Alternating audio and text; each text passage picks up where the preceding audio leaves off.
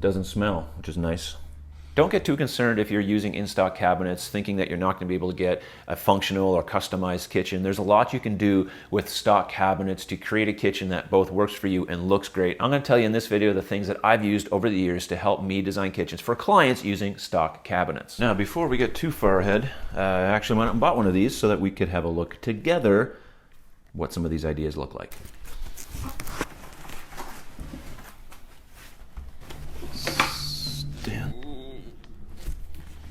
It's important to know the sizes that are available in the stock program that you're going to use. Sizes of cabinets will vary from company to company, from manufacturer to manufacturer, and it's important that you know what sizes are available so that when you're designing out your kitchen or your designer is designing that kitchen, they can reference those sizes so that you can get the most functional cabinet layout possible. Because what will happen is you could design that kitchen and maybe put in a 27-inch drawer bank and realize that they don't have a 27-inch drawer bank. Well, now what do you have to do? You have to divide that up some way or put a filler in. It's not the best situation to be in, and if you could have planned for that ahead of time, it would have been better. So knowing the sizes that they have is a super good idea before you get into the design process. Just because you're using stock cabinets doesn't mean you can't get a customized look. I mean, just go to IKEA, for instance, and you look at any one of their displays. They look amazing, they look highly customized, but they're really just ready to assemble cabinets. With a little creativity and thinking outside the box, there's lots of ideas you can come up with. One of my favorite hacks is to use wall cabinets in place of a shallow depth base cabinet, because most stock lineups do not have shallow depth base cabinets. Where would you use one of these? Well, you could use one on the back of an island to extend the depth of that island without having to extend it 24 inches. You could just extend it 12, which comes in really handy. And you can use wall cabinets for this.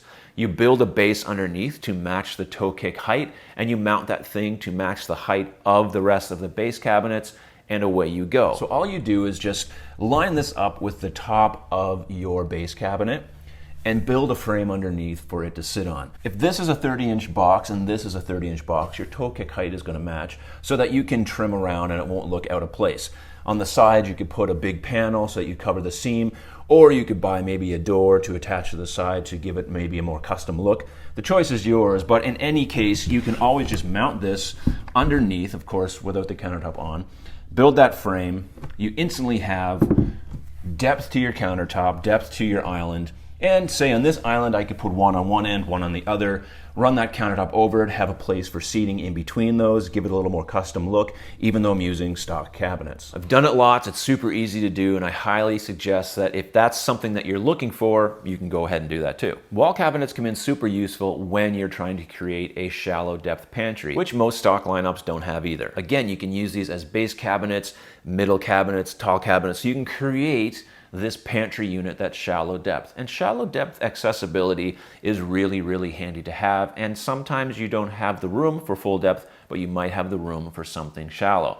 And you can get a little creative while you're doing this as well by creating open sections in the middle or a vertical lift door. It's very easy to do. Now, vertical lift doors are another great feature. It's something we see in kitchen design. It can come in handy in certain situations, and maybe you want to do it, but you don't think you can with your stock cabinets, but in fact, you actually can by just turning that thing sideways, like this. Now, this is a 15 by 30 wall cabinet, meaning that now it's 15 inches high. So if the rest of my wall cabinets are 30-inch high, I can easily stack two of these on top of one another to match the height, and I instantly have some vertical lift doors. Now, yes, the hinge is going to flip up and down, and it's not designed for that. You can easily remedy that. Go to Amazon to find soft close hinges for vertical lift doors.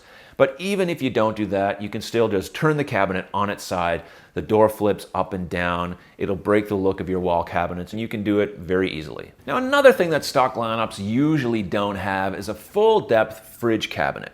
Some do, but some don't. And if you're in the situation where you don't have a full depth fridge cabinet, here's what to do. You pull that cabinet out to the front.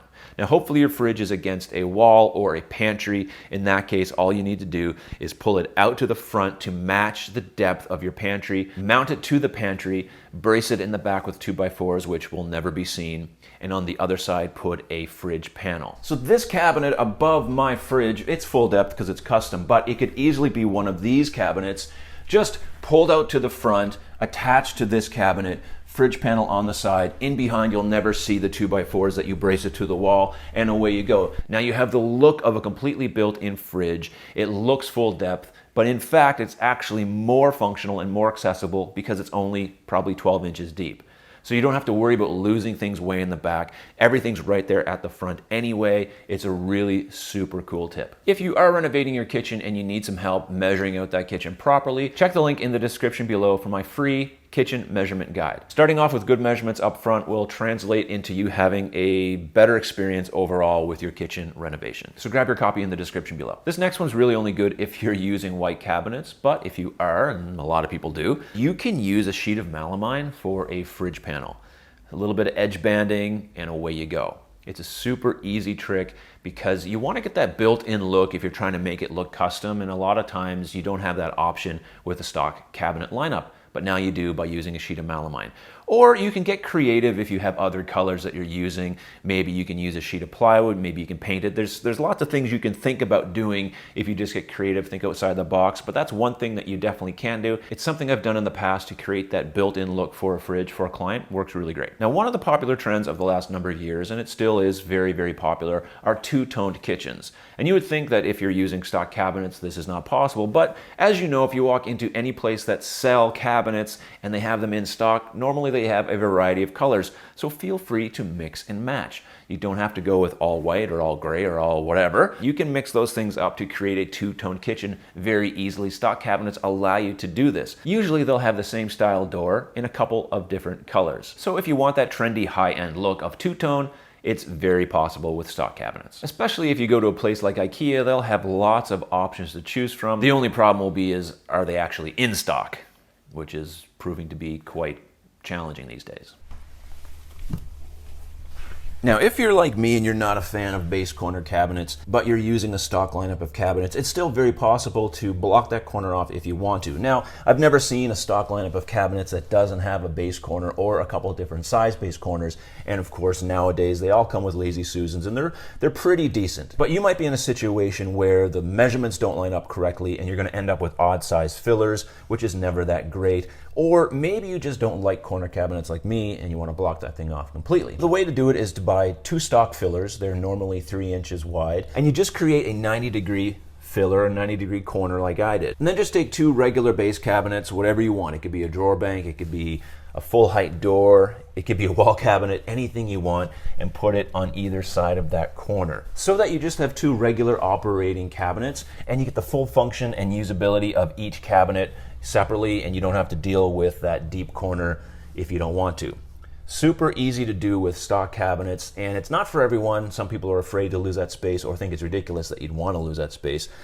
I just don't think that way. Now in my kitchen I could have easily put in a corner base, but why bother when I could just do this?